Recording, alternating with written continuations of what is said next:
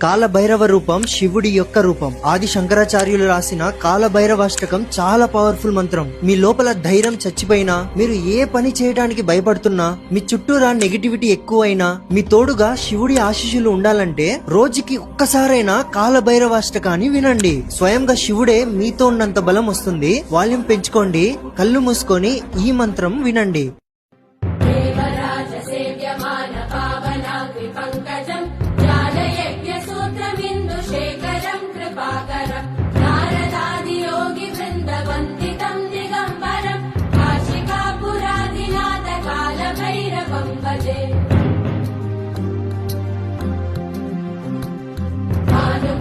भास्वरं भवाब्धितारकं परं नीलकण्ठमीप्सितार्थदायकं त्रिलोचनं कालकालमम्बुजाक्षमक्षशूलमक्षरं काशिकापुराधिनाथ कालभैरवं भजे।